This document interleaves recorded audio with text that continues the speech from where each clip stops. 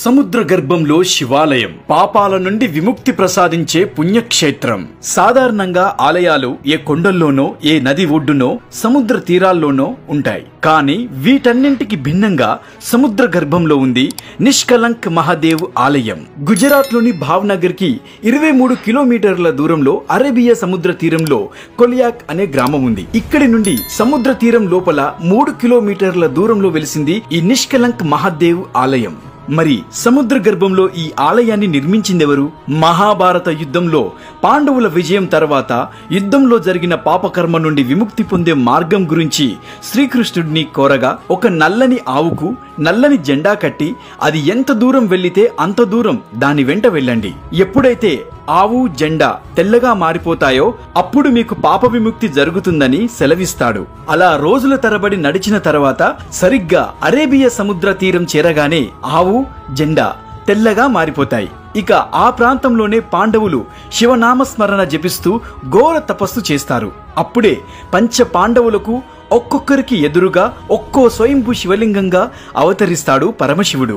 ఆనందంలో పాండవులు పంచలింగాలకు పూజలు చేసి ఆలయం నిర్మించారు. పాండవుల కలంకాలు పోగొట్టిన ఈ పుణ్యస్థలమే నిష్కలంక్ దేవాలయంగా ప్రసిద్ధి చెందిందని పురాణ గాథ. ఈ దేవాలయాన్ని ఎప్పుడు పడితే అప్పుడు దర్శనం చేసుకోలేము. ఈ పంచ శివలింగాల దర్శనం కావాలంటే సముద్రం వెనక్కు వెళ్లాల్సిందే. రాత్రి సమయంలో సముద్ర గర్భంలో పూర్తిగా నీటిలో మునిగి ఉండే ఈ శివాలయం ఉదయం 11 గంటల తర్వాత సముద్రపు నీరు మెల్లిమెల్లిగా వెనక్కి తగ్గుతూ మధ్యాహ్నం 1 గంట వరకు పంచలింగాలతో వెలిసిన పూర్తి ఆలయ దర్శన భాగ్యం కలుగుతుంది.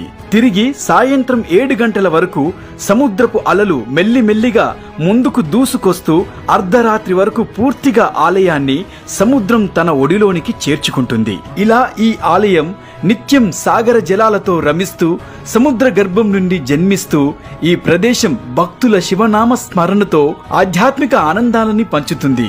మరణించిన వారి అస్థికలు ఇక్కడి సముద్రంలో కలిపితే వారి ఆత్మకి శాంతి చేకూరుతుందని భక్తుల విశ్వాసం. ఈ ఆలయంలో అమావాస్య, పౌర్ణమి, మహాశివరాత్రి రోజుల్లో ప్రత్యేక పూజలు నిర్వహిస్తారు. వివిధ పరిస్థితులకి అనుగుణంగా దర్శన సమయాల్లో మార్పులు ఉంటాయి. సముద్రం వెనక్కి తగ్గుతూ గుడి బయటకు కనిపించే క్షణాలు, సముద్రపు అలలు దూసుకొస్తూ గుడిని తనలో కలుపుకునే క్షణాలు అత్యంత అద్భుతమైన ఘట్టాలు. ఇంతకీ నిష్కలంక మహాదేవ్ ఆలయ నిర్మాణం ఎలా జరిగిందో అంతు చిక్కని రహస్యం.